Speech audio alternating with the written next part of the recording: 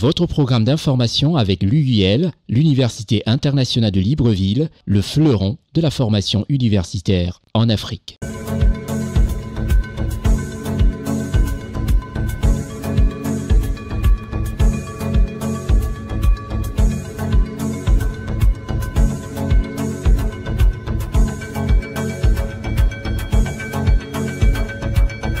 Madame, Messieurs, merci de nous recevoir chez vous à cette émission Constieka Week News, le référentiel hebdomadaire de la télévision et surtout de l'information panafricaine. Je suis Constieka. Dans cette émission, l'heure sera surtout consacrée au 10e anniversaire de l'une des universités de référence en Afrique. On parlera du Cameroun, du Gabon, de la Côte d'Ivoire, du Mali et de Sao Tomé et Principe, ce petit pays d'Afrique dont on ne parle pas souvent. Nous allons nous focaliser aussi sur l'actualité qui bouge énormément dans des pays qui font bouger l'actualité positivement pour le bonheur de leur population. Restez les nôtres.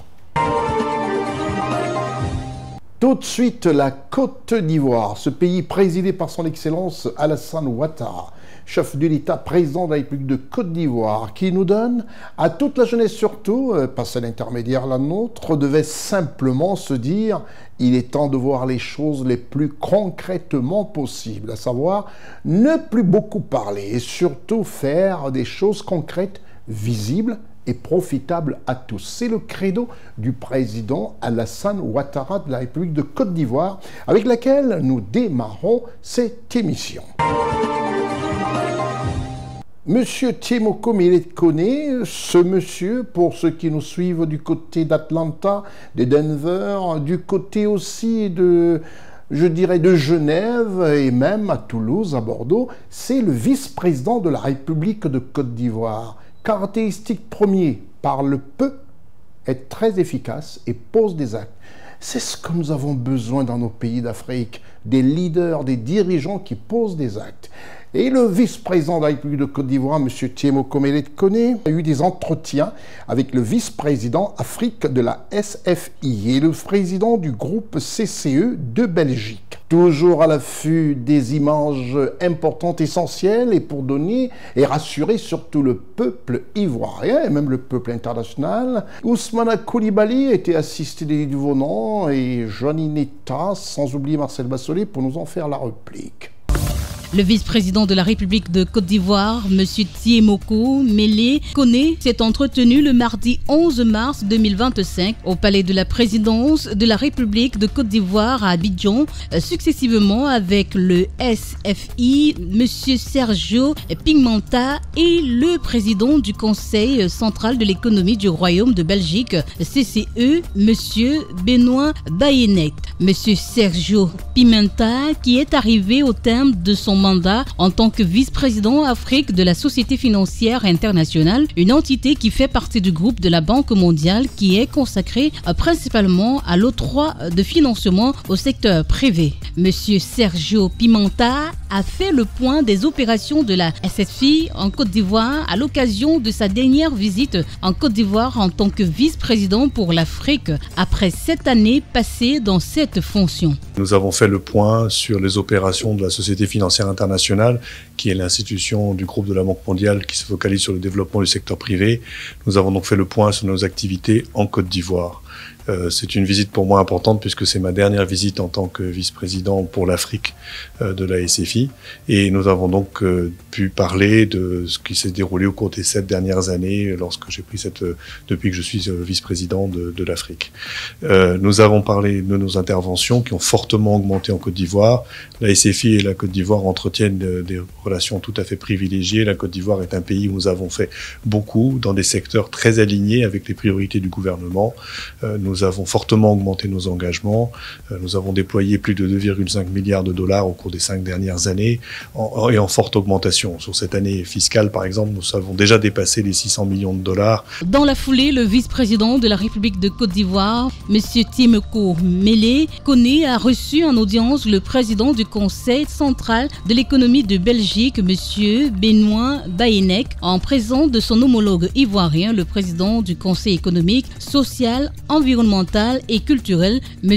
Eugène Aka Wele. Cette rencontre a permis aux deux présidents d'institutions d'annoncer au vice-président de la République de Côte d'Ivoire, M. Tiemoko Mele Kone, leur décision de sceller un partenariat entre leurs deux institutions sœurs en vue d'œuvrer avec les partenaires sociaux et la société civile au développement de projets d'intérêt commun aux deux pays. Nous avons eu la chance d'être reçus par le vice-président dans le cadre d'une invitation de mon homologue président du Conseil économique, social et environnemental de Côte d'Ivoire pour lui expliquer que nous avons décidé de mettre en place des partenariats entre nos deux organisations, entre la Belgique et la Côte d'Ivoire, pour pouvoir œuvrer avec les partenaires sociaux et la société civile de Belgique et de Côte d'Ivoire à développer des projets communs dans l'intérêt de nos deux sociétés et de nos deux économies. Il est vrai que la Belgique est un partenaire important de la Côte d'Ivoire en termes économiques, mais là nous voulons essayer de développer des projets dans le cadre de la société civile et des partenaires sociaux dans l'intérêt des deux sociétés et des deux économies. Il convient de signaler que M. Emmanuel Aoutou Kofi, ministre et directeur de cabinet du vice-président de la République, a également pris part en entretien avec le vice-président Afrique de la SFI.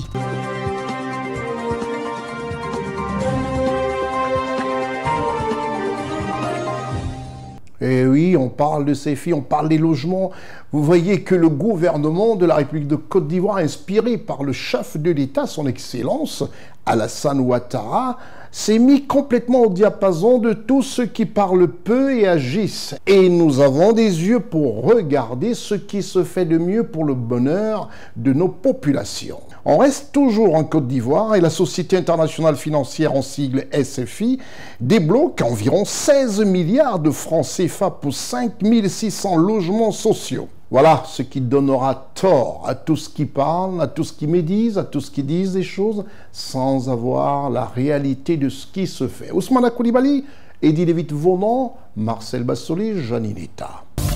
Grâce à un prêt de 27 millions de dollars, soit environ 16 milliards de francs CFA accordés par la Société internationale financière, la Côte d'Ivoire a fait un pas décisif dans sa politique de logement social. Le Premier ministre chef du gouvernement, M. Robert Begré-Mombé, a présidé la cérémonie de signature d'une convention de financement entre la Société financière internationale, filiale du groupe Banque mondiale, et la société à Doha, Côte d'Ivoire, filiale du promoteur immobilier marocain Douja Promotion Group à Doha, pour la réalisation de 5600 logements socio-économiques en Côte d'Ivoire. Ce partenariat vise à renforcer l'ensemble de la chaîne de valeur du logement en Afrique. C'est aussi un excellent exemple de la manière dont les entreprises marocaines, comme à Doha, exploitent leur avantage concurrentiel pour stimuler le développement et la croissance économique du continent africain. La SFI reste engagée à renforcer ce partenariat et ce partenariat avec Côte d'Ivoire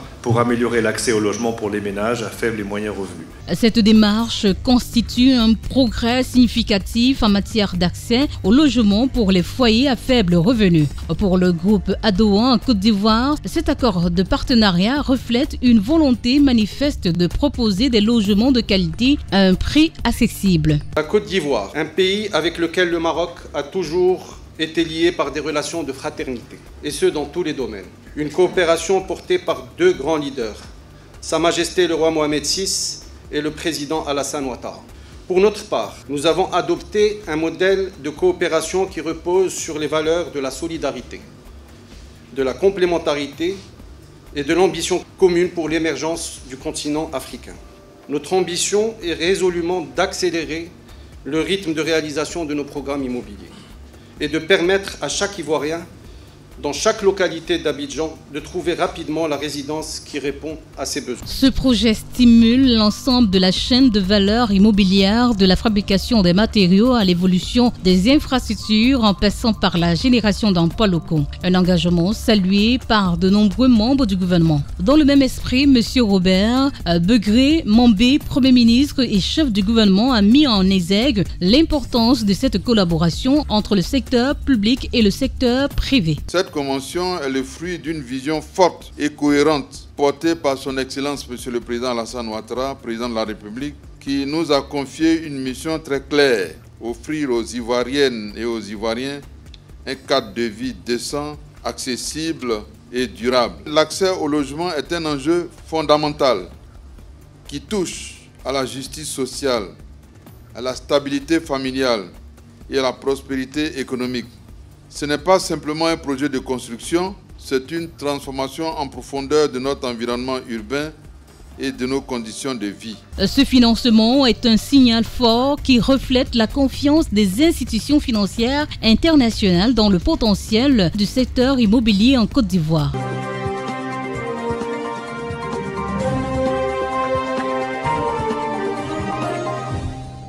On quitte la Côte d'Ivoire pour la belle famille. Je ne comprends pas pourquoi. L'évite Eddie Venant sourit. Mais c'est bien la belle famille. La belle famille, c'est le Cameroun. Et le Cameroun, présidé par son Excellence Paul Biya au Cameroun, des choses se font. Au Cameroun, le 8 mars se fête de manière exceptionnelle. C'est vraiment exceptionnel, le 8 mars au Cameroun. Nous ne savons pas pourquoi, mais là-bas, les femmes prennent le contrôle. Et prennent vraiment le contrôle le 8 mars, avec des défilés interminables, c'est-à-dire 4 heures, 5 heures de défilé. C'est le cas à Douala. Le 8 mars 2025, les femmes de la région du littoral se sont donné rendez-vous à Douala et ont marqué cette journée de manière festive, présidée par M. Iva Diboa, gouverneur du littoral, et son épouse. Eh oui, le jumeau de Ousmane Coulibaly, Stéphane Négou, était de la partie. CNN Cameroun vous rapporte ici des belles images. Stéphane Négou, Janine Eta, Séverin Tchatchoua et Eric Bikek. La 40e édition de la Journée internationale des droits de la femme s'est célébrée ce 8 mars 2025 sous le thème « Pour toutes les femmes et filles, droit, égalité et autonomisation ». À Douala, capitale économique du Cameroun, c'est à la place des fêtes de la Besséquin revêtue de plus beaux atouts qui a servi de cadre de l'organisation de cette cérémonie prestigieuse. Le gouverneur de la région du littoral, en compagnie de la première dame de la région du littoral, Madame Rosette Iva Diboa, assistée des forces vives de la région, ont rehaussé l'éclat de cette cérémonie par leur présence.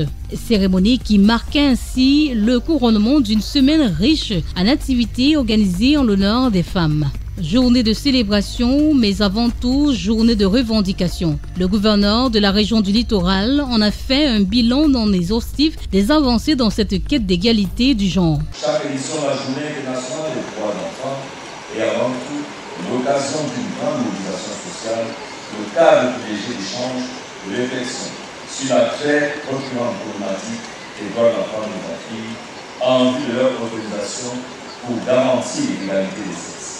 Ceci implique une évaluation minutieuse du niveau de performance des politiques mises en œuvre dans le but de consolider les résultats encourageants et d'apporter autant que faire se peut des mesures correctives aux insuffisances élevées sur le terrain. Après la cérémonie protocolaire, c'est par une parade synchronisée que les femmes de tous bords et de différents corps de métiers ont démontré tout leur savoir-faire devant une tribune qui n'a pas tari d'ovation. Les femmes des forces de défense et de sécurité, des enseignantes, des partis politiques et les femmes de médias. Mais la particularité de cette année aura été la parade des femmes venues de la RCA, du Tchad, du Gabon, du Nigeria et du Congo. Mais aussi les femmes de la délégation régionale de la CNPS littorale ont été fort saluées. L'autre temps fort de ce défilé aura été la manœuvre grandeur nature de ces femmes conductrices d'engins lourds. Certaines femmes se sont confiées à notre micro. C'est une belle journée qui commence bien et qui, nous l'espérons, se terminera dans de bonnes conditions parce que nous célébrons la femme autonome. Cette année, les femmes se sont mobilisées massivement pour célébrer leurs droits. Et nous sommes contents parce que l'État commence à prendre en compte nos différentes revendications. Les femmes s'impliquent de plus en plus. Ce n'est plus qu'une histoire de manger et de boire. Nous nous asseyons, nous débattons autour des tables rondes. Je suis très contente de voir la mobilisation des femmes CNPS à travers la célébration de la Journée internationale de la femme 2025.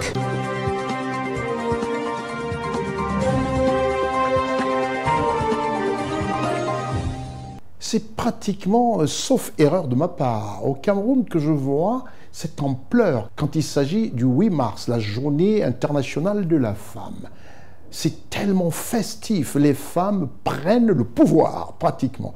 Vous avez vu, à Douala, nous allons nous rendre aussi du côté de la capitale camerounaise, c'est-à-dire à Yaoundé. La journée internationale des droits de la femme s'est tenue le 8 mars 2025 à Yaoundé, capitale politique du Cameroun, présidée par Madame Chantal Biya, première dame de la République du Cameroun. Stéphane Négou, Janinita, Gérard Richard Gozo, Séverin Tchatchoua, Eric Bikek nous en font le compte-rendu. La 40e édition de la Journée internationale de la femme a été célébrée avec éclat à Yaoundé, la capitale politique du Cameroun. Les festivités ont eu lieu sur le boulevard du 20 mai et ont été présidées par Madame Chantal Biya, première dame du Cameroun.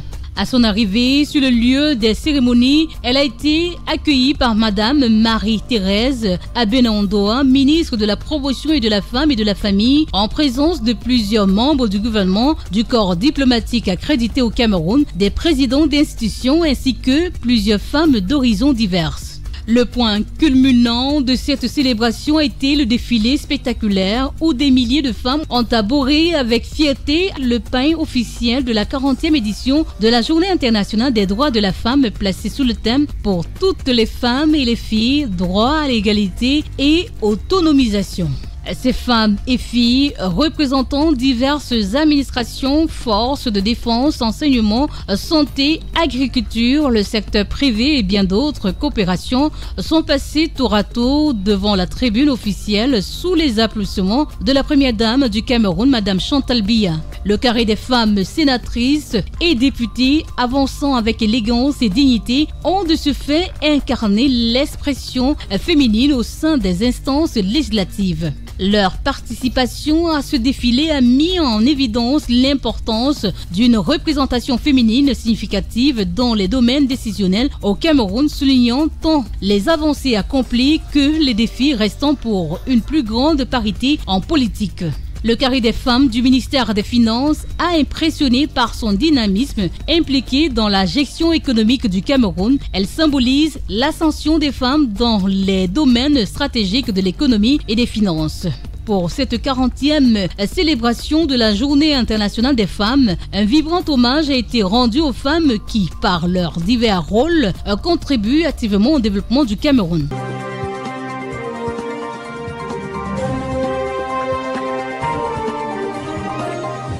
Toujours en Afrique où l'information est vraie, sur notre plateau, sur notre programme constitué 8 News.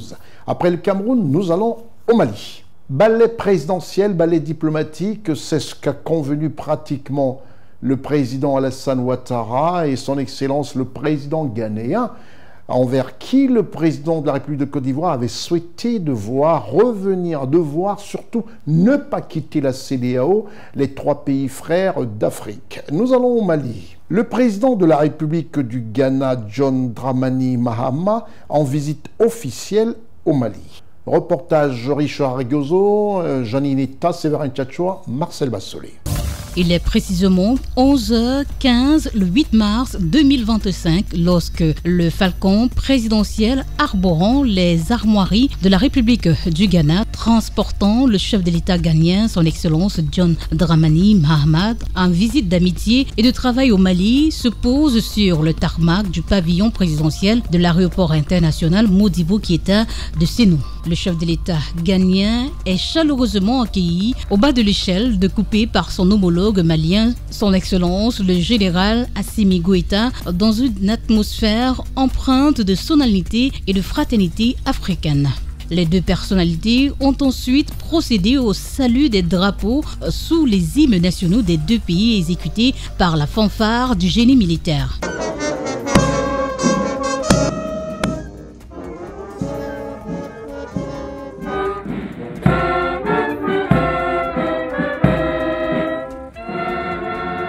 Les présidents d'institutions, les membres du gouvernement, le corps diplomatique accrédité au Mali a été mobilisé pour accueillir cet hôte de marque qu'est le chef de l'État ghanéen, son Excellence John Dramani Mahama. Dans la foulée, les deux chefs d'État se dirigeront dans le salon présidentiel où ils ont eu un premier entretien de près d'une quinzaine de minutes pour planter le décor de cette visite d'amitié et de travail en terre malienne. Cette visite fait suite à celle que le président de la République du Ghana a effectuée en Côte d'Ivoire il y a quelques jours, au cours de laquelle son homologue ivoirien, son Excellence Alassane Dramane Ouattara, lui a demandé de faire revenir les pays membres de la Confédération AES, le Mali, le Burkina Faso et le Niger, dans la communauté économique des États de l'Afrique de l'Ouest. Au palais de Koulouba à Bamako, le président ghanéen, son Excellence John Dramani Mahama, est accueilli par son homologue malien, son Excellence le général Assimi Goïta. Un premier tête-à-tête suivi d'une séance de travail élargie aux délégations respectives, ce qui a permis d'examiner minutieusement les questions d'intérêt sous-régional et bilatéral. Le président ghanéen a exprimé sa gratitude au président Goïta pour l'accueil chaleureux et pour la coopération renforcée entre les deux pays. Tout d'abord, permettez-moi de remercier le président Goïta, président de la transition du Mali, pour l'accueil chaleureux dont nous avons été l'objet depuis notre arrivée à Bamako. Et vous savez tous les liens historiques qui existent si heureusement entre nos deux pays frères, le Ghana et le Mali.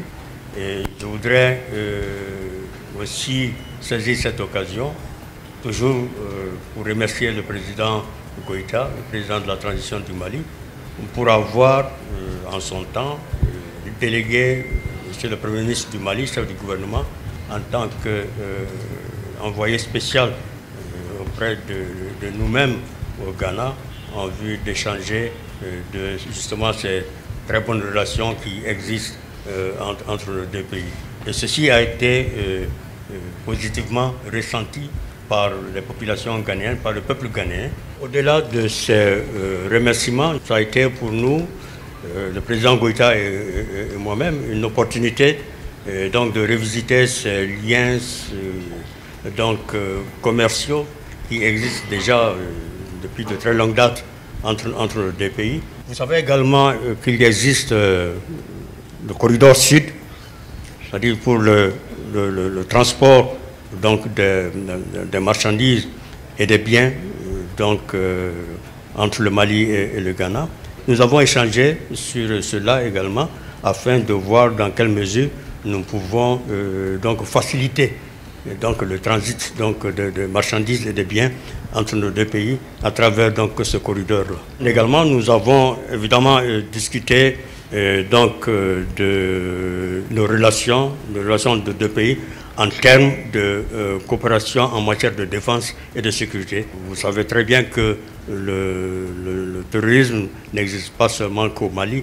Le terrorisme existe au Mali et aussi dans les autres pays de l'Alliance du Sahel, de la Confédération, et qui même au-delà dans d'autres pays du Sud, notamment le Ghana et d'autres. Alors donc nous avons échangé afin de voir ensemble dans quelle mesure nous pouvons mutualiser nos efforts afin de lutter efficacement contre les groupes terroristes, contre le terrorisme. Pour terminer, nous avons aussi parlé de la grande commission mixte de coopération qui existe entre le Ghana et le Mali. Et donc cette grande commission mixte, nous avons regardé, nous avons décidé de la redynamiser parce que la dernière réunion de la commission a été tenue au Ghana en 2011. Par ailleurs, la question des relations entre la Confédération des États du Sahel et la CEDEAO a été abordée. Nous avons compris qu'il y a eu une sorte de manque de confiance entre les leaders de différents regroupements de la CEDEAO et de l'Alliance de la Confédération de l'Alliance des États du Sahel. Mais je pense que ce manque de confiance doit donc être corrigé afin qu'il puisse y avoir le respect mutuel entre le leadership de chacun de ces regroupements au niveau de la sous-région. Je peux dire que je suis un ancien parce que j'ai été en son temps, j'ai été déjà président en exercice de la CEDEAO et je peux dire également que je suis nouveau parce que je viens d'être élu président donc, de la République du Ghana et je pense que comme toujours, nous sommes entre nous, nous sommes frères, nous sommes tenus à vivre ensemble.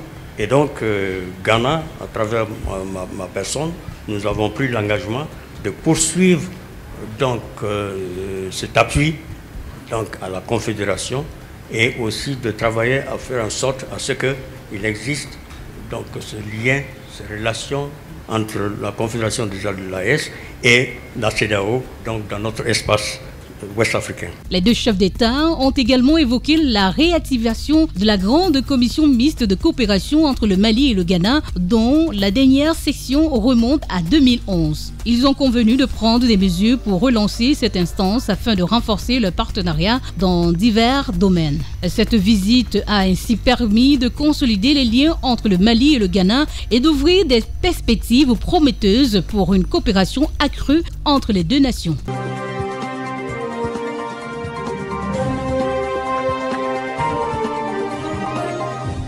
Ne pas voir l'Afrique se diviser est la préoccupation permanente de son Excellence, le chef de l'État de Côte d'Ivoire, M. Alassane Ouattara. Lors de la visite du président de la République ghanéenne, le président de la République de Côte d'Ivoire a émis cette volonté de voir tous les pays qui se détachent de la CEDEAO d'y rester dans cette grande famille de la CEDEAO. Et le président de la République ghanéenne a fait aussi un crochet après le Mali du côté de Burkina Faso, rencontrer M. Ibrahim Traoré, président de la République burkinabé. Reportage Richard Regozo, Janine Eta, Séverin Tchatchoua, Marcel Bassolé. Le président ghanéen, son Excellence John Dramani Mahama, conclut sa tournée dans les pays de l'Alliance des États du Sahel par une visite au Burkina Faso. Accueilli au palais de Koulouba par son homologue burkinabé, le capitaine Ibrahim Traoré, un tête-à-tête s'en est suivi. Les échanges entre les deux chefs d'État ont porté principalement sur la sécurité, l'accroissement des échanges commerciaux et le renforcement de la coopération économique dans l'objectif de consolider les relations et d'unifier les actions contre le terrorisme. En Afrique, on dit que lorsque la maison de ton voisin est en feu, vous avez intérêt à lui porter secours pour que le feu ne s'étende pas à votre maison.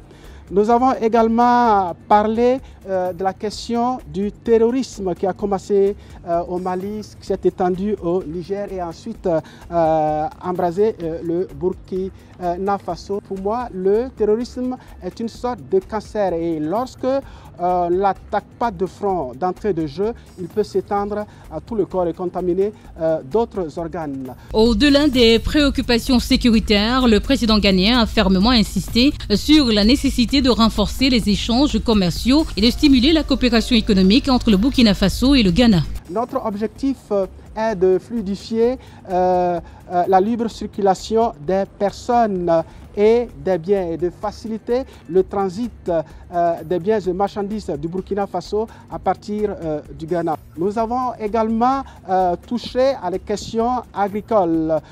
Nous nous sommes rendus compte que le Burkina Faso produit beaucoup de produits, entre autres de la tomate, des noix de karité, dont le Ghana a énormément besoin. Nous avons vu dans quelle mesure nous pouvons faciliter ces échanges entre les deux pays et garantir la circulation de ces produits entre ces deux pays. Un vol quotidien sera bientôt établi entre le Ghana et le Burkina Faso, symbolisant une étape importante pour renforcer les relations entre ces deux pays. D'autre part, la mise en place d'un gazéoduc est aussi à l'étude, créant ainsi de nouvelles perspectives pour la collaboration énergétique. Il a également été question de la mise en place d'un vol direct Accra-Ouagadougou.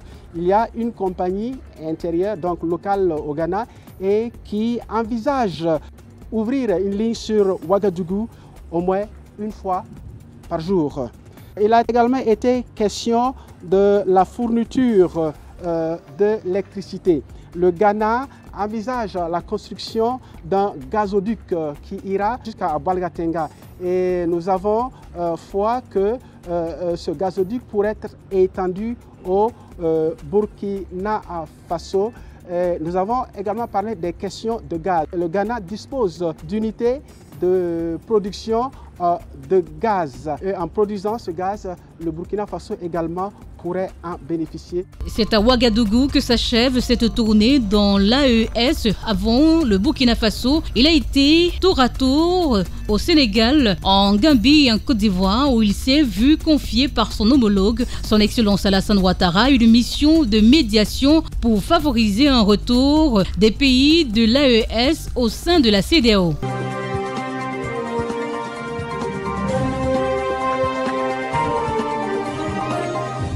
La Côte d'Ivoire, présidée par son Excellence Alassane Ouattara, chef de l'État de Côte d'Ivoire. Retenez que pour qualificatif, c'est un chef d'État, un leader politique qui parle peu, mais pose des actes visibles partout. Je ne cesserai jamais de le dire. Il a totalement compris qu'en Afrique aujourd'hui, il faudrait faire des choses appréciées par les populations africaines. Et en Côte d'Ivoire, c'est visible par tous les étrangers, par tous les touristes, et pour le bonheur de tous qui y vivent, ses compatriotes ivoiriens. En Côte d'Ivoire, nous allons parler de la rupture collective du jeûne entre le COSIM et les membres du gouvernement ivoirien, diplomates et hauts responsables en Côte d'Ivoire de religion musulmane. Reportage Ousmana Koulibaly, malgré sa pratique du jeûne, mais a toujours sa caméra pour apporter des très belles images. Et il amène avec lui son assistant, Eddy Lévite-Vonan, lui aussi en jeûne, chrétien. Oui, tout cela est monté par Marcel Bassolé avec la voix de Janinita. Après une journée de jeûne, les fidèles musulmans sont autorisés à boire et à manger. Ce repas de rupture de jeûne organisé par le COSIM se distingue par la participation des présidents d'institutions, de ministres, de diplomates et de hauts responsables musulmans. Ce moment de partage, devenu une tradition à chaque ramadan, offre également l'instance religieuse qu'est le Conseil supérieur des imams, des mosquées et des affaires islamiques de Côte d'Ivoire l'opportunité de réaffirmer son dévouement et son engagement à promouvoir la paix, la cohésion sociale et l'harmonie en Côte d'Ivoire. La coïncidence entre la période du jeûne musulman et celle du carême chrétien est à notre sens une invitation au renforcement de notre fraternité spirituelle et à la solidarité dans la prière en faveur de nos concitoyens et de tous les êtres humains sur la terre.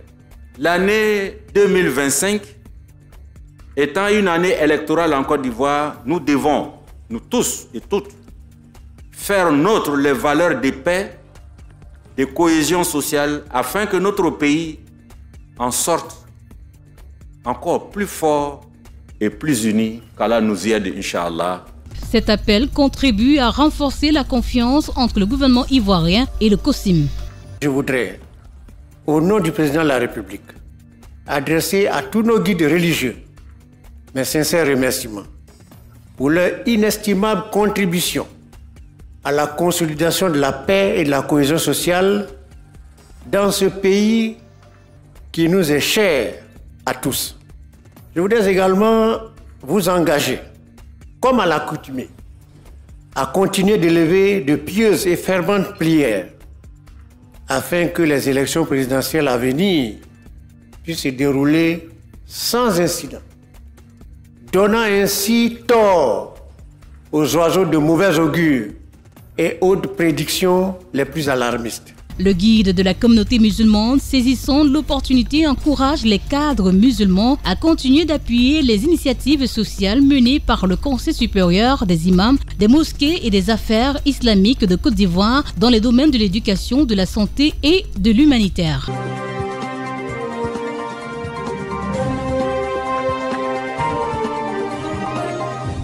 Tout en souhaitant un très bon carême à tous les musulmans, à tous les chrétiens d'Afrique et du monde, nous tenons simplement à vous rappeler que l'essentiel, le 21 et le 22 mars du côté du Gabon, va être les 10 ans les 10 ans de l'Université internationale de Libreville, à savoir l'UIL, à qui nous souhaitons déjà joyeux anniversaire. L'Université internationale de Libreville, reconnue d'utilité publique grâce à son partenariat avec l'État, est un établissement privé d'enseignement supérieur à vocation scientifique et technologique composé, entre autres, de l'École polytechnique de Libreville, de la Faculté de droit et des sciences politiques, de l'Institut international de recherche biomédicale et biotechnologie, de l'Institut supérieur de gestion et d'économie appliquée, et de l'école de médecine et de pharmacie. Son ouverture sur le monde du fait de ses partenariats avec les prestigieuses universités et institutions internationales lui permettent de s'arrimer à plusieurs systèmes de formation et de délivrer des diplômes reconnus.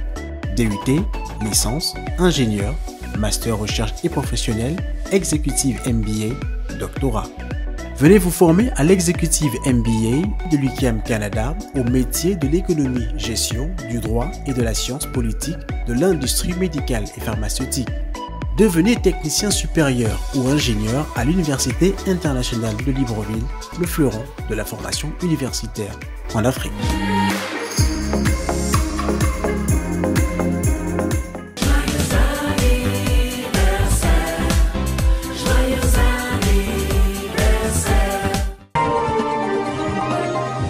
Après ce joyeux anniversaire de l'UIL, nous tenons simplement à vous dire que l'équipe de CNN vous rapportera intégralement cet anniversaire. Un anniversaire très intellect, un anniversaire de l'instruction et de voir combien tous les cerveaux réunis, les cerveaux africains, font de cette université une université de référence, l'UIL. C'est une marque aujourd'hui à prendre sérieusement en compte dans le milieu de l'instruction universitaire. Nous quittons un tant soit peu le Gabon, mais nous y reviendrons pour le Cameroun. Au Cameroun, nous allons parler du ministre des Finances du Cameroun, M. Louis-Paul Motazé, un des brillants ministres des Finances qui a partagé le top 5 des meilleurs ministres des Finances du Cameroun, 5e, après que celui de Côte d'Ivoire, M. Adama Coulibaly, occupait la 3e place. Le ministre des Finances du Cameroun, M. Louis-Paul Motazé, a présidé le nouvel immeuble de la trésorerie générale de la ville de Douala, en présence des autorités politiques de la ville et du gouverneur du littoral, M. Samuel Iva Diboa. Toute l'équipe de CNN Cameroun s'y est déployée. Stéphane Nego, Richard Gozo, Eric Bikek et Séverin Tchatchoua. La trésorerie générale de Douala tient son nouvel immeuble siège en plein cœur du quartier Bonanjo. Le ministre des Finances de la République du Cameroun, M. Louis-Paul Motazé, a présidé le 7 mars 2025 à l'inauguration du nouveau bâtiment siège de la trésorerie générale de la ville de Douala, en présence du gouverneur de la région du littoral, M. Dieudonné Vahadiboua, du directeur général du Trésor, de la coopération financière et monétaire, M. Sylvestre Motangogo, du trésorier payeur général, le docteur Jean-Didier Afana Fono, ainsi que les autorités administratives, militaires, traditionnelles et religieuses de la région du littoral. On y a également noté la présence des correspondants et partenaires qui bénéficient directement ou indirectement des services de la trésorerie générale de Douala. Une infrastructure moderne dédiée à l'amélioration des conditions de travail des agents de la trésorerie générale de Douala et à l'optimisation des services financiers offerts aux usagers. Dans son allocution de circonstance, le ministre camerounais des Finances, M. Louis-Paul Motazé, a salué cette avancée notable tout en soulignant l'importance de fournir aux administrations publiques des infrastructures modernes afin d'améliorer la transparence et la performance des services de trésorerie. La trésorerie générale de Douala assure la production et le suivi de la production des comptes de gestion de l'État et ses démembrements sur chiffres et sur pièces dans toute la circonscription financière du littoral 1, afin de rendre compte de la situation de l'exécution du budget de l'État et ses démembrements territoriaux et techniques. Monsieur Louis-Paul Motazé a également exhorté les agents de la trésorerie générale à Douala à s'investir davantage dans leurs tâches. Les autres projets immobiliers dont j'ai parlé plus tôt devraient donc être considérés par vous, mes chers collaborateurs, comme une partie de l'engagement des pouvoirs publics et de votre hiérarchie, à savoir vous offrir un cadre idoine de travail. À l'occasion, certains personnels de la trésorerie générale de Douala ont reçu des distinctions honorifiques, notamment des médailles d'honneur du travail en argent, en vermeil et en or, en signe de gratitude pour leur engagement et leur apport au service public. Ce bâtiment, vous vous en doutez bien, va venir booster, n'est-ce pas, notre activité, en ce sens que non seulement le personnel est mieux logé, mieux motivé, mais également ce bâtiment va mieux faciliter la coordination de nos personnels aujourd'hui qui jusque-là étaient disséminés dans les services de la trésorerie générale, n'est-ce pas, à travers la ville. Cette inauguration s'inscrit dans le cadre d'une vaste réforme initiée par M. Louis Pomotazé, ministre camerounais des Finances, qui a pour objectif de numériser et moderniser l'administration financière du Cameroun.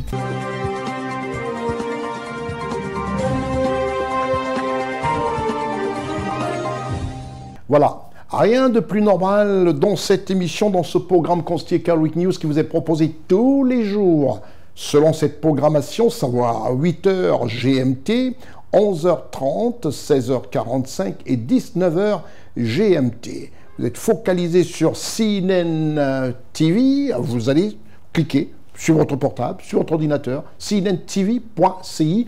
Vous suivez en direct ce programme. Aujourd'hui, le monde évolue à une vitesse grand V.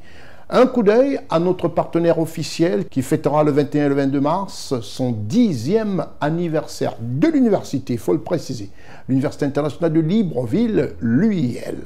L'Université internationale de Libreville, reconnue d'utilité publique grâce à son partenariat avec l'État, est un établissement privé d'enseignement supérieur à vocation scientifique et technologique composé, entre autres, de l'École polytechnique de Libreville, de la Faculté de droit et des sciences politiques, de l'Institut international de recherche biomédicale et biotechnologie, de l'Institut supérieur de gestion et d'économie appliquée, et de l'École de médecine et de pharmacie. Son ouverture sur le monde du fait de ses partenariats avec les prestigieuses universités et institutions internationales lui permettent de s'arrimer à plusieurs systèmes de formation et de délivrer des diplômes reconnus.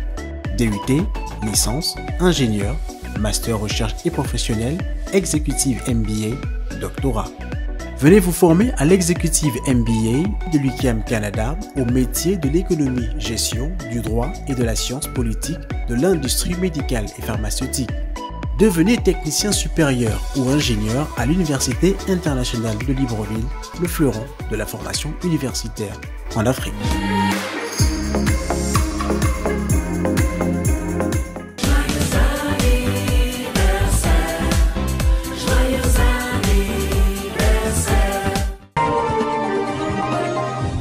Nous restons au Gabon, nous ne bougeons pas. C'est le premier pays qui donne le coup d'envoi des élections présidentielles en Afrique pour 2025.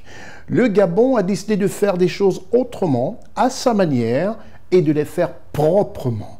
Sans effusion de sang, même s'il y a des critiques de part et d'autre, mais les choses se font comme avait promis le CTRI, comme l'avait promis le président de transition du CTRI, le général, son Excellence Brice Clotaire Oligui Nguema, qui a décidé de se lancer à la magistrature suprême par des élections, c'est-à-dire ticket gagnant. Et lui, sans parti, il a décidé d'aller en indépendant.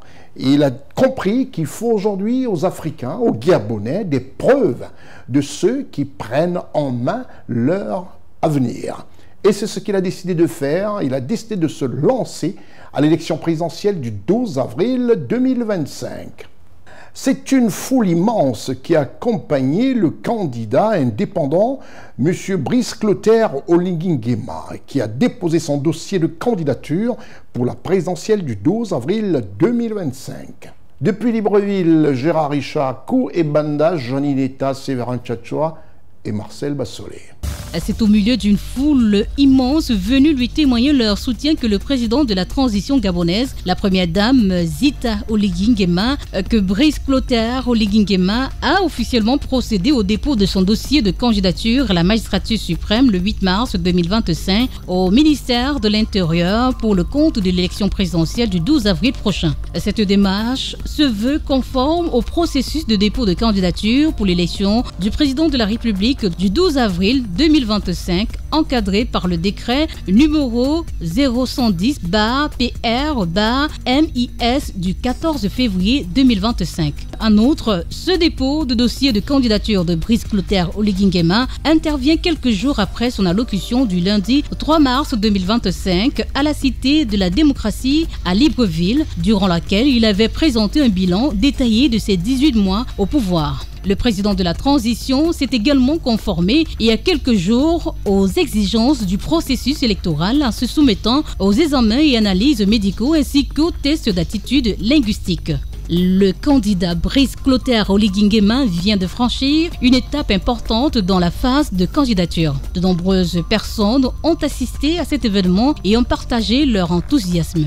Nous, peuple gabonais, nous avons décidé de l'accompagner afin qu'il continue sur cette lancée. C'est l'occasion ici pour nous d'exprimer notre entière gratitude au président de la République d'avoir répondu favorablement à l'appel des populations. En tant qu'indépendant, il prévoit de créer une plateforme nommée le Mouvement des bâtisseurs. Je pense qu'à l'heure actuelle, il n'y a pas de raison à créer un parti. On ne le permet pas. Mais comme tous les autres, j'irai en indépendant. Je mettrai en place une plateforme que nous allons appeler le Mouvement des bâtisseurs. Et au sein de cette plateforme, j'invite les associations, les partis politiques, les syndicats, la jeunesse, l'élite intellectuelle, tous ceux qui m'ont soutenu depuis le début de la transition, de rentrer dans cette plateforme et qu'ensemble, on puisse bâtir ce pays et aller de l'avant. Bien que l'ouverture des candidatures ait commencé le 27 février dernier, la date du 8 mars marque la fin de ce processus. Il est à noter que la campagne électorale pour l'élection présidentielle du 12 avril 2025 débutera officiellement le samedi 29 mars 2025 à minuit et se terminera le vendredi 11 avril à 23h59. Tous les dossiers de candidature vont être étudiés avant la publication de la liste officielle des candidats. Plusieurs postulants ont toutefois demandé un petit délai supplémentaire afin de pouvoir obtenir quelques documents manquants, notamment la quittance du Trésor prouvant qu'ils ont bien déposé une caution de 30 millions de francs CFA.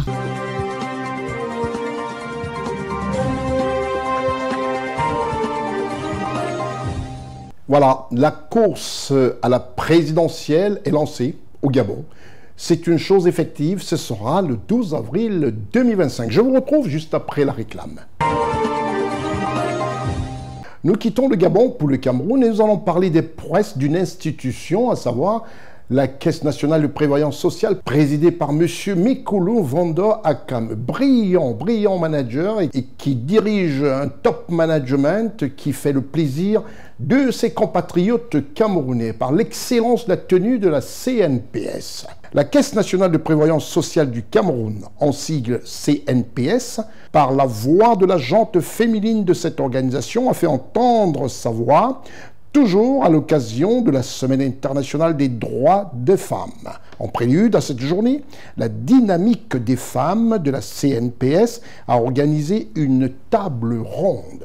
Reportage Stéphane Nego, Gozo Richard, Janineta Séverin Tchatchoua et Eric Bikek.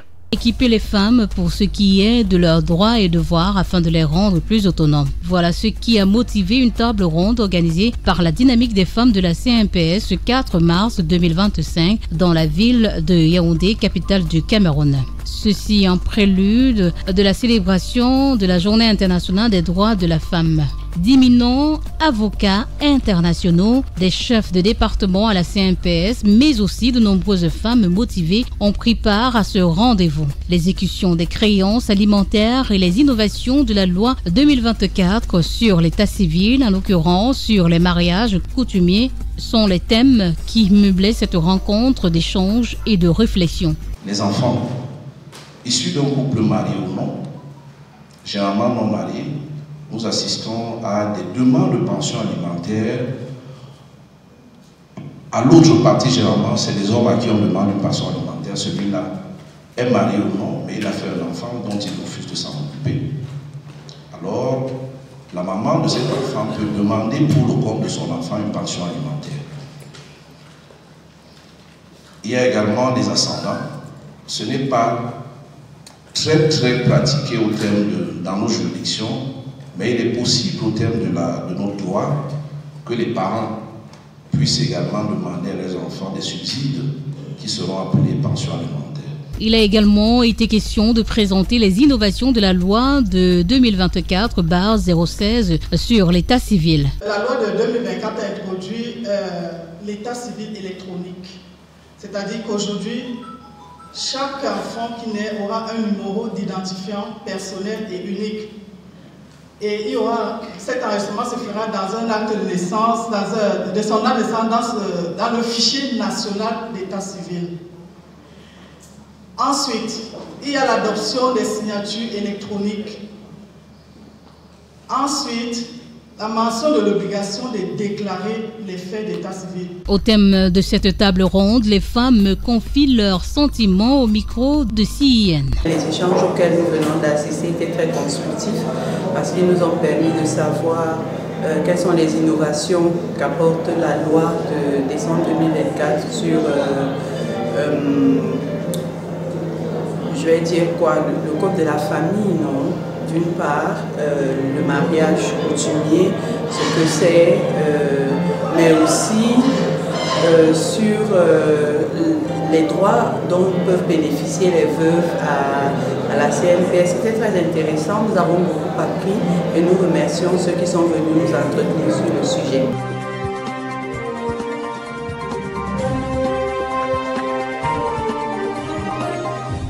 À l'entame de cette émission, je vous ai dit que la Côte d'Ivoire allait énormément rythmer ce programme avec des informations. En Côte d'Ivoire, ça bouge énormément et positivement surtout.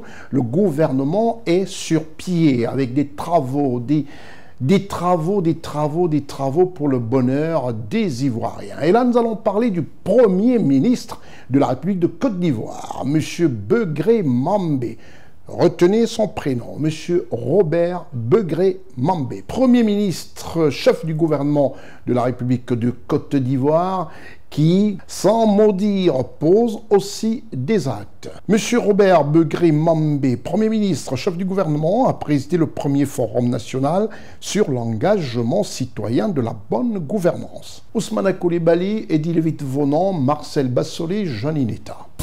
Le 10 mars 2025 à Abidjan, M. Robert Begré Mambé, Premier ministre, chef du gouvernement de la République de Côte d'Ivoire, a présidé la cérémonie d'ouverture du premier forum national dédié à la participation citoyenne en matière de bonne gouvernance. Des membres du gouvernement, présidents d'institutions, des fonctionnaires, des représentants élus, des chefs communautaires, des ONG, des syndicats et des coopératives forment le tissu social consulté sur les obstacles à la participation citoyenne dans l'élaboration, la mise en œuvre et le suivi des politiques publiques, étant donné que les actions et réformes semblent peu efficaces. Il s'agit principalement de renforcer l'accord de confiance entre ceux qui gouvernent et ceux qui sont gouvernés. Nous ne saurions nous satisfaire des résultats obtenus au regard des défis encore énormes à relever. L'organisation de ce forum se justifie par cette nécessité. Aussi, l'objectif général de ce forum est de stimuler le débat sur les enjeux relatifs au renforcement de la participation citoyenne dans la gouvernance publique comme préalable à l'atteinte des objectifs du développement de la Côte d'Ivoire. Ce forum a également pour objectif de partager les meilleures pratiques en matière d'engagement citoyen dans la gestion des affaires publiques. Pour nous, au niveau de la Banque mondiale, c'est un privilège d'être un partenaire pour ce genre de programme. Parce que tout argent qu'on met, qu'on appuie les programmes du gouvernement, c'est surtout qu'on ait un impact sur le terrain. C'est surtout que ça puisse changer la vie de tout Ivoirien. Le ministre ivoirien du Budget et des Finances, M. Adama Coulibaly, a salué cette initiative qui vise à promouvoir une bonne gouvernance et qui stimule les réformes du gouvernement ivoirien. Ces réformes ont aussi instauré le renforcement des dispositifs de contrôle de la gestion des ressources publiques et l'amélioration de l'accès à l'information budgétaire. Au titre de l'amélioration de la transparence et de l'accès à l'information budgétaire, plusieurs actions en lien avec les problématiques du présent forum ont été posées, notamment la publication en ligne des documents budgétaires et des situations d'exécution trimestrielle et semestriel. Monsieur Robert Begré-Mambé, en sa qualité de Premier ministre et chef du gouvernement, partage également cet avis, mettant l'accent sur la nécessité d'associer les institutions républicaines pour garantir une gouvernance efficace en Côte d'Ivoire. Le présent forum national autour du thème « Enjeux et défis de la participation citoyenne dans l'action publique » se pose donc comme une véritable opportunité pour nous en vue de trouver ensemble des leviers pour créer un cadre plus propice à l'expression des voix des citoyens et des groupes de citoyens dans la vie de la nation. C'est un thème qui nous invite à réfléchir sur des notions fondamentales aptes à façonner la qualité de la relation entre l'État et les citoyens en vue de bâtir des consensus autour des réformes nécessaires pour consolider notre démocratie et garantir une gouvernance exemplaire. Ces initiatives et actions significatives de l'État démontrent la volonté d'intégration et d'inclusion de tous les citoyens dans les affaires publiques, tout en soulignant l'attachement du gouvernement à favoriser une gouvernance axée sur le citoyen, assurant ainsi un développement durable et équilibré.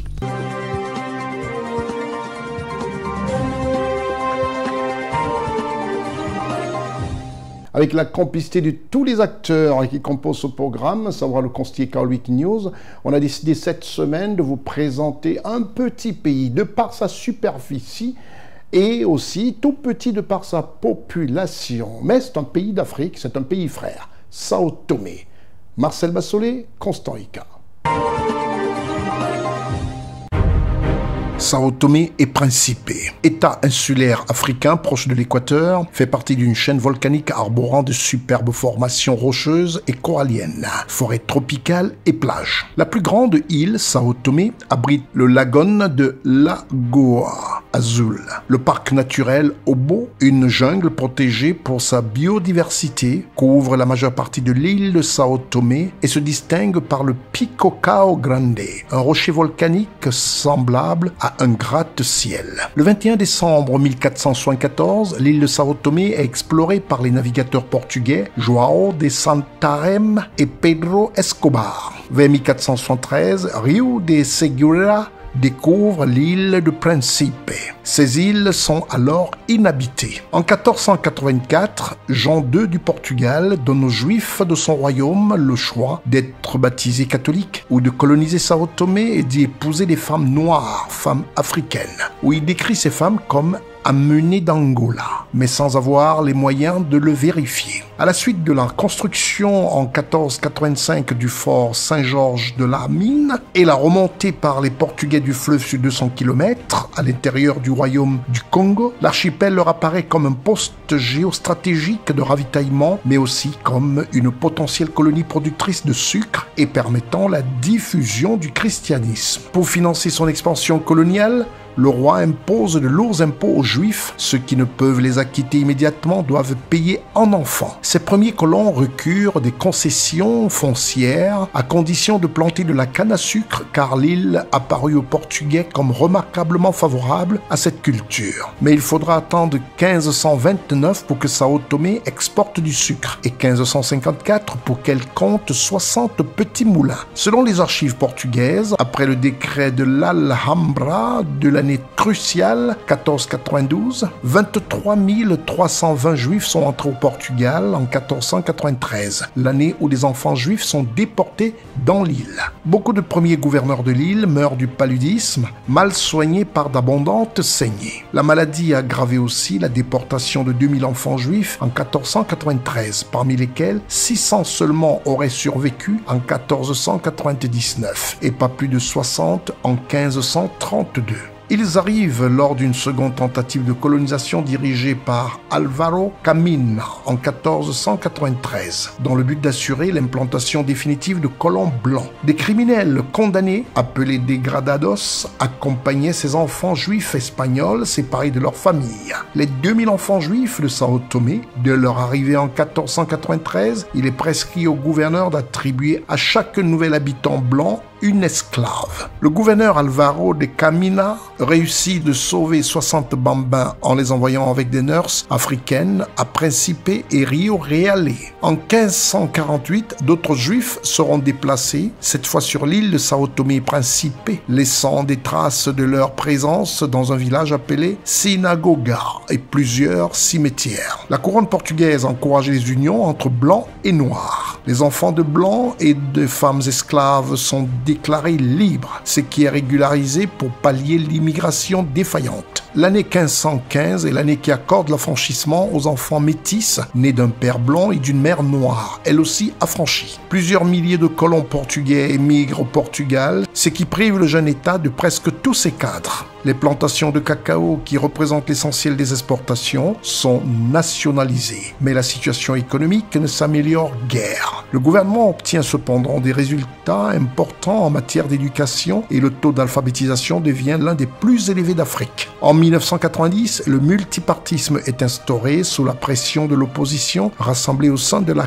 coalition démocratique. Le 15 août 1995, le président Trovaroda est victime d'un putsch de Manuel Quintas de Almeida, mais il est rétabli dans ses fonctions les jours suivants. Miguel Trovoada est réélu président de la République lors de l'élection présidentielle de 1996. Il bat l'ex-président Manuel Pinto da Costa, son adversaire historique. Le 16 juillet 2003, un coup d'État dépose le président Fradique de Menezes, remplacé par le militaire Fernando Pereira. Il est restauré dans ses fonctions au bout d'une semaine après un accord avec l'armée. Le 26 mars 2006, Fradique de Menezes est réélu sous l'étiquette MDFMPL contre le candidat de l'ADI, Patrice Trovaroda, fils de l'ancien président Miguel Trovaroda. L'économie de cette petite île pauvre est devenue de plus en plus dépendante du cacao depuis son indépendance en 1975. Cependant, la production de cacao a considérablement diminué en raison de la sécheresse et d'une mauvaise gestion. La pénurie de cacao destinée à l'exportation qui en résulte a créé un problème persistant de balance des paiements. Sao Tomé doit importer tous les carburants, la plupart des produits manufacturés, des biens de consommation et une quantité importante de nourriture. Au fil des années, il a été incapable de rembourser sa dette extérieure et a dû dépendre d'une aide concessionnelle et d'un échelonnement de sa dette. Le succès de Sao Tomé dans la mise en œuvre des réformes structurelles a été récompensé par les donateurs internationaux qui ont promis une aide accrue en 2001.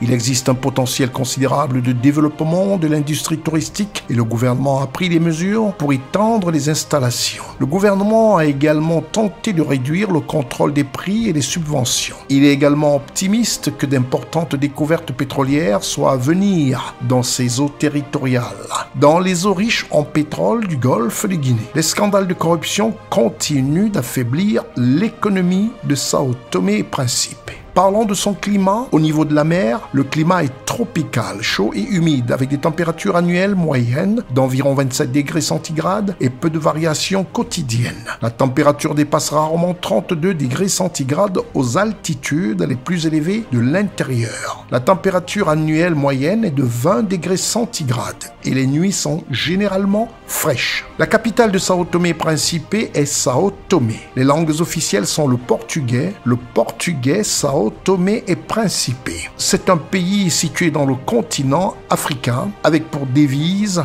la Dobra. Sa superficie est de 1001 km² et sa population est de 230 871 habitants selon la Banque mondiale lors de son recensement de 2023. Sa fête nationale, c'est tous les ans le 12 juillet. Son président est Son Excellence Monsieur Carlos Villanova.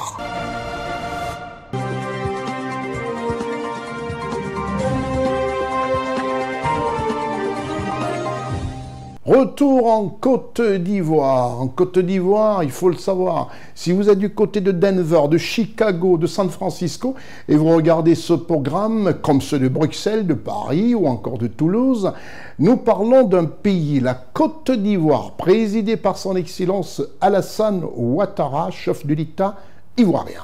À Abidjan, en Côte d'Ivoire, nous allons parler du ministère de la Construction, du Logement et de l'Urbanisme, qui a pour ministre M. Bruno Nagbane Koné. Reportage Ousmane Koulibaly et Didier Devenant, Johnny Letta, Marcel Bassolé. Actuellement, les Ivoiriens sont confrontés à divers conflits relatifs au foncier et au logement, ce qui provoque des insatisfactions. On dénombre plus de 2000 lotissements non approuvés à signaler. De plus, un grand nombre de personnes sont victimes par des différents types d'arnaques. En réponse à ces défis, le département ministériel en charge de la construction, du logement et de l'urbanisme a lancé des réformes majeures. Dans le cas spécifique de l'ADU, le guide est remplacé par le répertoire. Le guide tel qu'il était pratiqué, on donnait la possibilité de laisser des lots non attribués dans le guide qui pouvaient être attribués après compulsoire. On ne permet pas qu'il y ait de cases vides dans le répertoire. Tous les lots sont attribués. Dans le guide, on permettait que les lots puissent être changeants avec les multiples compulsoires. Dans le répertoire, ce n'est pas possible. Les attributions sont figées. Le ministère de la Construction, du Logement et de l'Urbanisme a mis en place des mesures de transparence relatives à l'émission de tous les documents fonciers. Quand vous venez au ministère pour démarrer votre procédure d'acquisition de l'ACD, vous payez les frais administratifs. 60 000 francs, 70 000 francs, 100 000 francs. Et après cela, le traitement est fait jusqu'à la conservation foncière où on va vous appeler pour aller payer les frais d'aliénation, d'enregistrement et de publication. Mais ça, c'est dans les caisses de l'État, c'est au Trésor. Donc, pourquoi cet acharnement contre le ministère? Une leçon à tirer, c'est que quand vous avez mal acheté, malheureusement, comme disent les juristes, vous risquez de payer 2 fois. Achetez bien. Et quand il y a problème au niveau de l'achat, le mieux, c'est de retourner voir celui qui vous a vendu la parcelle. Dans le but de protéger les populations contre d'éventuels conflits fonciers, M. Bruno Nabagné Koné, ministre de la Construction, du Logement et de l'Urbanisme, a mis en place un répertoire unique et une attestation de droit d'usage coutumier. Il encourage également la population à effectuer les vérifications nécessaires avant toute transaction immobilière.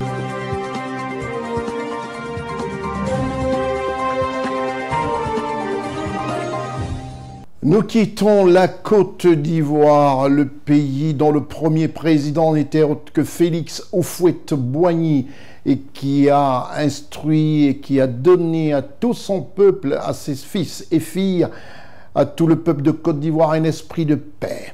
Et ce pays que préside aujourd'hui son Excellence Alassane Ouattara va connaître aussi, d'ici la fin d'année, au mois d'octobre, les présidentielles. Mais pour l'instant, nous allons au Gabon pour parler des présidentielles 2025.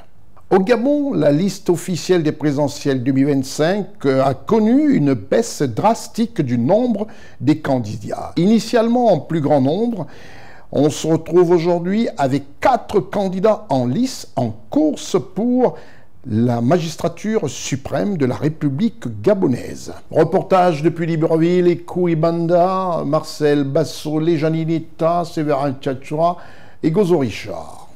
Il est désormais indiscutable que le nombre de candidats à l'élection présidentielle gabonaise prévu pour le 12 avril 2025, qui était initialement de 23 après l'évaluation des candidatures, est désormais réduit à seulement 4 candidats retenus. Ce sont au total 34 compatriotes qui ont retiré ou fait retirer par un mandataire les formulaires de déclaration de candidature auprès de la CNOSER. À l'expiration des délais réglementaires, 23 dossiers de candidature ont été constitués et déposés pour examen par la CNOSER. Les 4 candidatures retenues l'ont été après examen minutieux de la Commission nationale d'organisation et de coordination des élections et du référendum. Après un examen approfondi par la Commission nationale d'organisation et coordination des élections et de référendum, 4 candidatures ont été retenues. Parmi les challengers du général Brice Clotaire Oligui-Nguema, président de la transition, figure Alain-Claude Bilibi-Zé, dernier Premier ministre du pouvoir déchu. Ainsi, au terme de cet examen, les dossiers de candidature des compatriotes suivants ont été jugés recevables. Il s'agit, par ordre alphabétique, de Messieurs Bilier Binze Alain Claude. Essingon Joseph Lapensé. Iloko Boussengi Stéphane Germain et Oligui Nguema Brice Clotaire. Il est important de noter que plusieurs mesures ont été prises pour répondre aux exigences du ministère de l'Intérieur gabonais par le biais de la Commission nationale d'organisation et de coordination des élections et du référendum. Celle-ci inclut la soumission complète des dossiers, les évaluations et études médicales ainsi que l'examen de compétences linguistiques.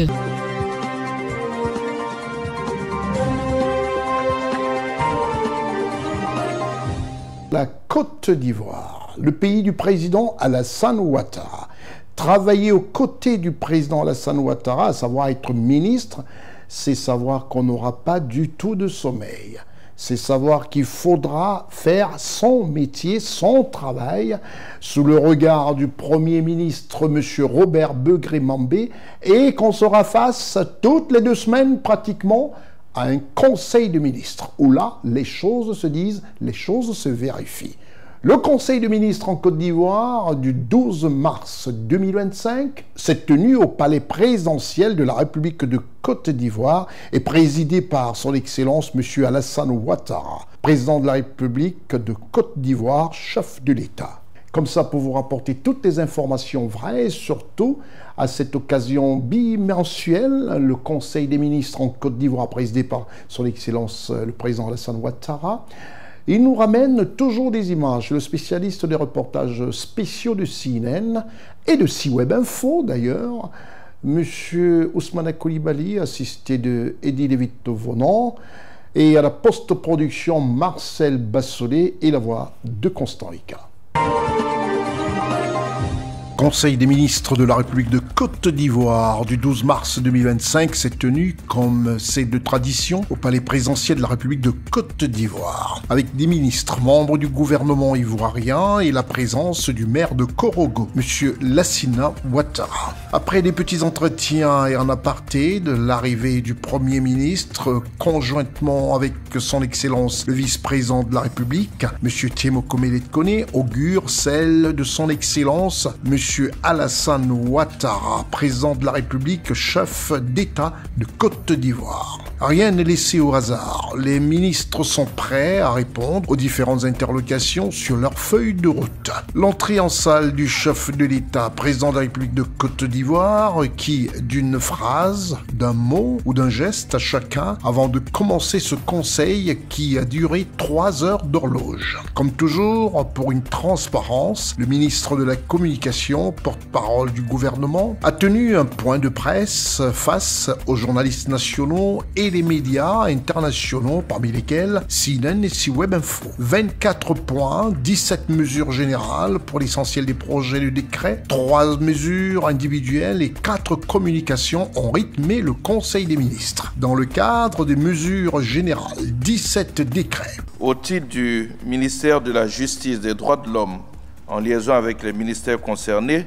le Conseil a adopté un décret portant création, attribution, organisation et fonctionnement de l'École nationale de formation des personnels pénitentiaires, en abrégé ENAFOP, une structure de formation professionnelle créée sous la forme d'un établissement public national à caractère administratif entièrement autonome et indépendante de l'Institut national de formation judiciaire. Au titre du ministère des Finances et du Budget, le Conseil a adopté un décret modifiant le décret du 15 décembre 2021 portant attribution, composition et fonctionnement des cellules de passation des marchés publics. Au titre du ministère des Affaires étrangères, de l'intégration africaine et des Ivoiriens de l'extérieur, en liaison avec les ministères concernés, le Conseil a adopté 3 décrets. Le premier décret porte ratification de l'accord de prêt conclu le 28 novembre 2024 entre le Fonds d'Abu Dhabi pour le développement, ADFD, et la République de Côte d'Ivoire d'un montant total de 183 650 000 AED des Émirats arabes, soit environ 31 259 152 000 francs CFA en vue du financement de la première phase du programme de construction de 25 000 logements sociaux à Abidjan.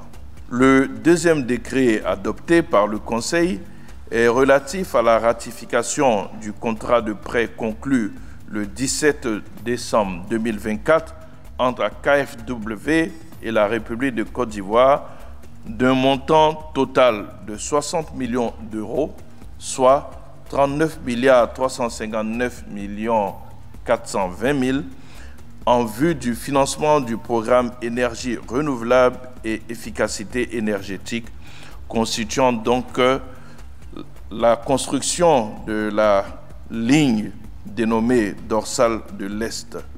Le troisième décret est, quant à lui, relatif à la ratification du contrat de prêt et d'exécution d'un montant total de 25 millions d'euros, soit 16 398 925 000 francs CFA, conclu le 20 décembre 2024 entre encore la KfW et la République de Côte d'Ivoire en vue du financement de la Société de garantie des crédits à l'appui des PME ivoiriennes.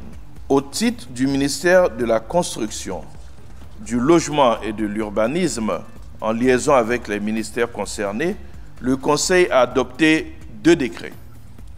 Le premier portant déclaration d'utilité publique de la parcelle de terrain formant le lot numéro 2 de l'îlot 1 du lotissement dénommé Lycée technique résidentiel Nord, objet du titre foncier 209.218 de la circonscription foncière de Cocody à Abidjan.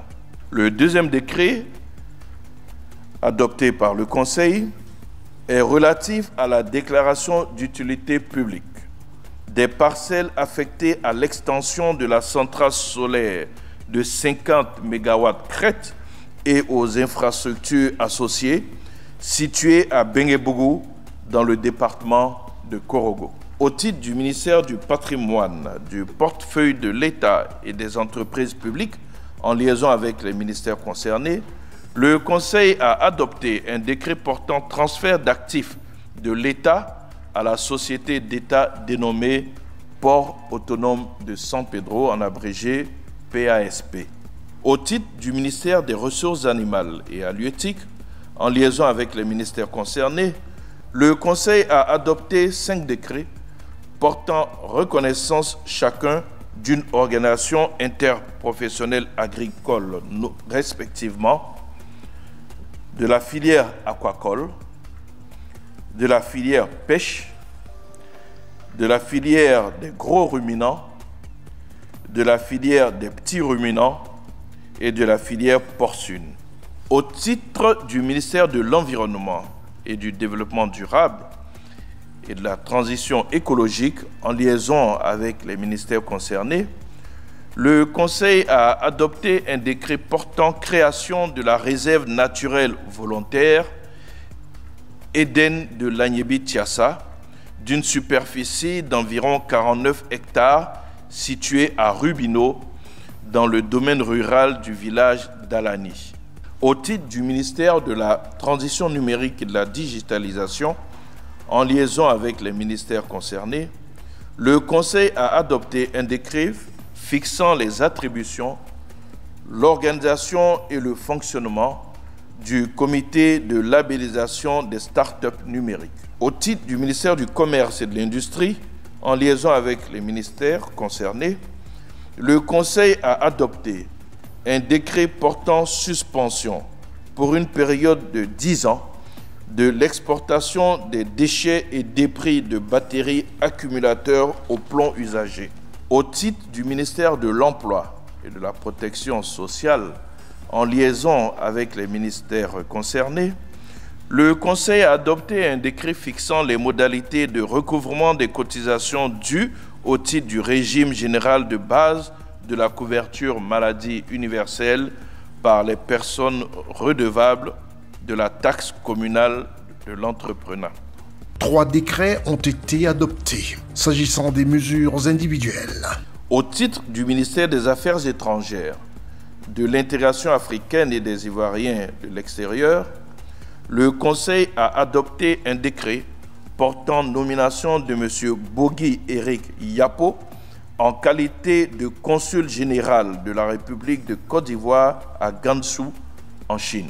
Au sujet des 4 mesures de communication. Au titre du ministère des Affaires étrangères, de l'intégration africaine et des Ivoiriens de l'extérieur, en liaison avec les ministères concernés, le Conseil a adopté une communication relative à l'institution du prix d'excellence Côte d'Ivoire CERFAM pour la nutrition et la sécurité alimentaire en Afrique.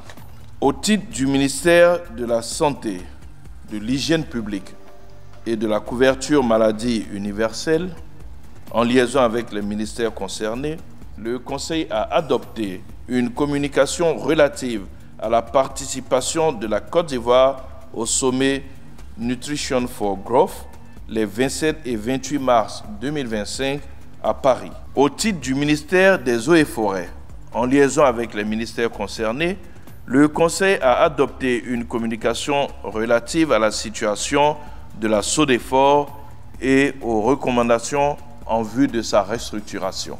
Au titre du ministère de la Cohésion nationale, de la solidarité et de la lutte contre la pauvreté, et cela en liaison avec les ministères concernés, le Conseil a adopté une communication relative à la mise en œuvre du programme Filets sociaux à fin décembre 2024. C'est alors que face à la presse nationale et internationale, le Conseil des ministres n'ayant fait l'objet d'aucune question, certaines autres questions ont été posées sur les sujets d'actualité à fort regain nostalgique.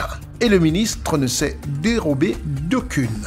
Il me plaît de rappeler, même si je l'ai déjà fait ici, que l'une des principales conclusions de ce dialogue politique auquel tous les partis qui y ont participé ont adhéré était de dire qu'aujourd'hui, dans notre pays, toutes nos institutions sont installées et fonctionnent.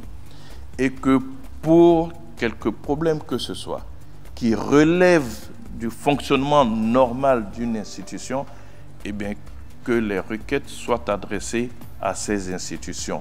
Prochain Conseil des ministres, le 9 avril 2025.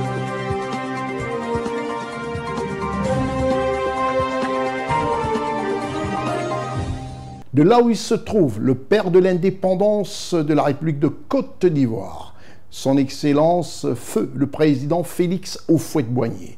De là où il est, il doit être très heureux de voir que celui qu'il avait décidé d'appeler à ses côtés pour sortir la Côte d'Ivoire de la conjoncture poursuit ses œuvres. Nous allons parler de tout cela avec des commentaires des Ivoiriens, recueillis comme ça de part et d'autre dans les rues d'Abidjan, ce qu'ils pensent du développement aussi de Yamoussoukro. Ces Ivoiriens ont décidé de faire partie de notre grand format. Et dans ce grand format, nous allons parler de Yamoussoukro. Nous allons surtout écouter ce que les Ivoiriens pensent de ce développement qui a été abandonné depuis le décès du président de la République, du premier président de la République de Côte d'Ivoire, Félix Houphouët-Boigny, et qui a été repris avec beaucoup de conscience par son Excellence, le président Alassane Ouattara. Faire de cette ville capitale, Yamoussoukro, qui abrite la plus grande et la plus belle basilique au monde, notre basilique. Je demande à Marcel Bassolet de nous montrer cette basilique pour que tous les habitants de France, de Belgique, de Londres, ceux qui sont même au Kazakhstan, regardent cette très belle basilique. Retenez qu'elle est plus grande que celle de Rome, de quelques centimètres. Et celui qui a bâti cette basilique est le père fondateur de la République de Côte d'Ivoire, le président, le père de l'indépendance de la République de Côte d'Ivoire, son Excellence Félix Houphouët-Boigny. Et cette ville, Yamoussoukro, qui est la capitale politique, a été pratiquement abandonnée. Et son Excellence Alassane Ouattara en a décidé, non, de revoir entièrement et les routes, les infrastructures, bref, On écoutera ce que pensent les Ivoiriens de cette approche véritable du fils Alassane Ouattara au père, en mémoire au père Félix Houphouët-Boigny et surtout à cette capitale Yamoussoukro. On écoute les Ivoiriens dans les rues d'Abidjan, dans ce grand format, réalisé par Ousmane Coulibaly, Edith Divonon et Marcel Bassolé.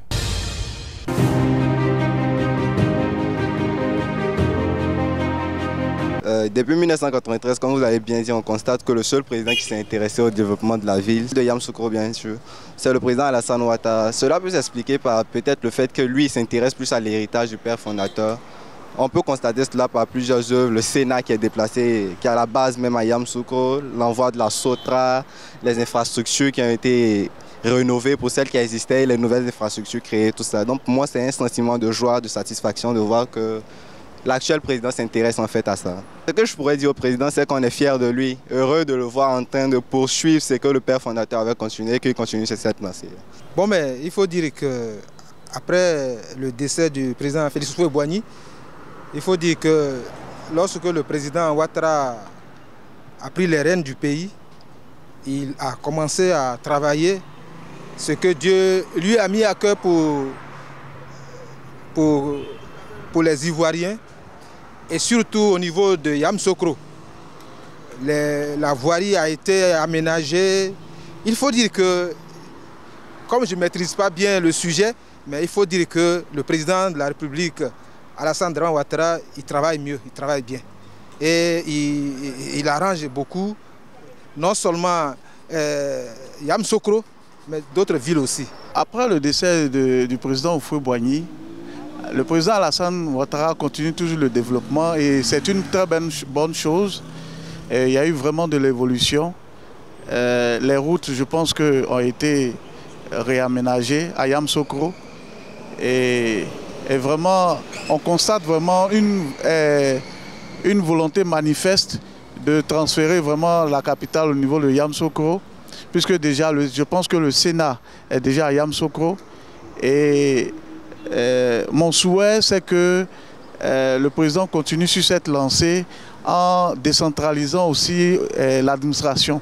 C'est-à-dire s'il pouvait permettre aussi que les mêmes administrations qu'on retrouve ici à Abidjan, qu'on pouvait les retrouver aussi au niveau de Yamoussoukro. C'est un peu mon souhait.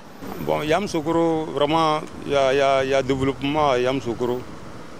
Il y a développement, bon, après avoir envoyé les Sénats, bon, puis bon, il y a le BIS, il y a le Sotra qui est arrivé là-bas, puis en plus encore, bon, on a vu beaucoup d'autoroutes qui a été fait, qui a été rétabli aussi. Donc, en tout cas, Yamoussoukro, vraiment, il y a développement.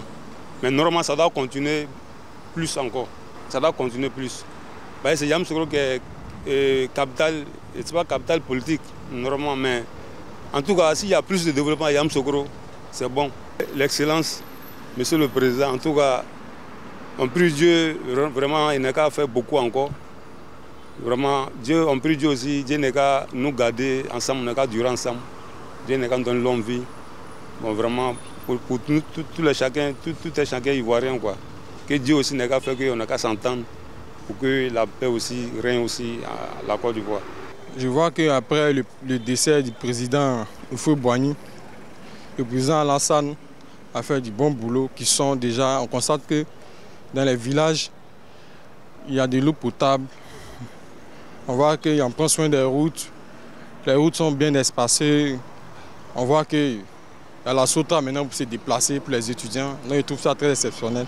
Dans la ville de Yamoussoukro, voilà. Je dirais que le président, M. Alassane Ouattara, poursuit l'œuvre du père fondateur, M. Félix Houphouët-Boigny. Parce que quand on va déjà à Yamoussoukro, vous voyez que les sénateurs siègent à Yamoussoukro. Il y a aussi, au niveau des infrastructures, des routes, il en fait beaucoup.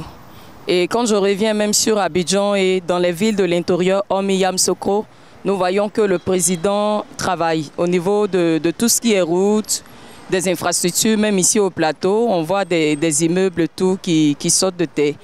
Et c'est à saluer. Je pense que le président Alassane Ouattara a train de poursuivre le développement que Houphouët a laissé à Yamoussoukro.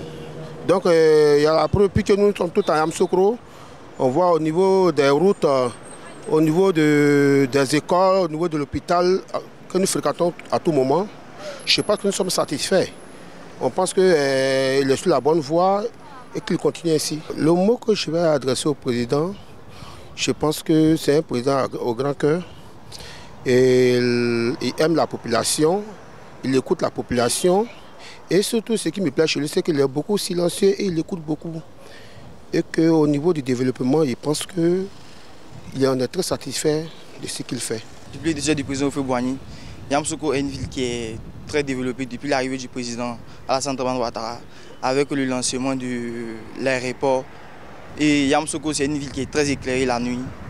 Voilà, une ville qui est très goudronnée. Nous pouvons dire que nous sommes très fiers du président. Ce que le président Alassane Dramane Ouattara poursuit par rapport à Yamoussoukro, que le président Houphouët-Boigny a commencé, est qu'actuellement, nous avons la Sotra. Actuellement, il y a la circulation de la Sotra. C'est que la Sotra était typiquement à Abidjan dans les débuts. Mais actuellement, ça se trouve, il y en a aussi à Yamoussoukro. Vraiment, assez de développement là-bas. Il a développé beaucoup de choses. Mon sentiment, depuis le décès du président Félix Houphouët-Boigny, le président actuel, le président Alassane Ouattara, a bien et bel continué le développement au niveau de Yamoussoukro. Parce qu'aujourd'hui, le Sénat, c'est là-bas, il siège. Déjà, c'est un développement. Et aujourd'hui aussi, les routes ont été vraiment faites là-bas. Il y a eu beaucoup d'aménagements au niveau des routes. Il y a beaucoup de villages qui ont été électrifiés. Et donc, il y a des écoles où il y a eu beaucoup de développement. Donc, nous pouvons dire bien et belle que le développement est arrivé après le départ, disons la mort du président Houphouët, et que le président Ouattara est venu. Il a continué l'œuvre que son prédécesseur avait déjà continué, avait commencé. Donc, nous pouvons dire que le travail, le développement continue avec le président Alassane Ouattara. Je le félicite d'abord pour son courage et sa détermination et pour le travail qu'il a commencé, qu'il a continué de faire, et nous l'encourageons. Parce que nous avons besoin d'un développement. La Côte d'Ivoire a besoin d'un développement. Et les villes aussi ont besoin de développement. Donc nous l'encourageons de continuer le travail et de le faire et que le Seigneur le bénira.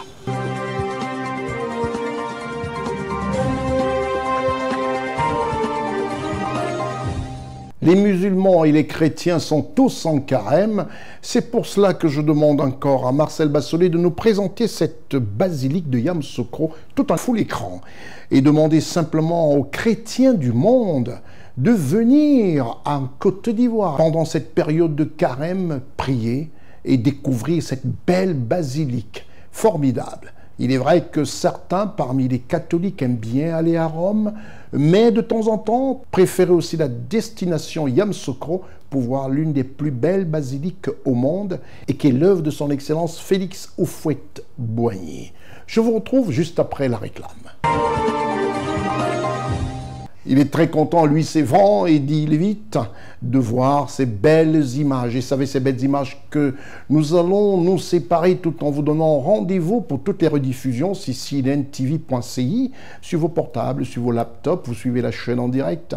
Et n'oubliez pas les heures de rediffusion, c'est-à-dire 8h du mat, tous les jours, toute la semaine, 11h30, 16h45 et 19h sur CNN. TV.ci et les rediffusions aussi sur CWeb Info ainsi qu'une multitude d'informations concernant l'Afrique. www.cwebinfo.net.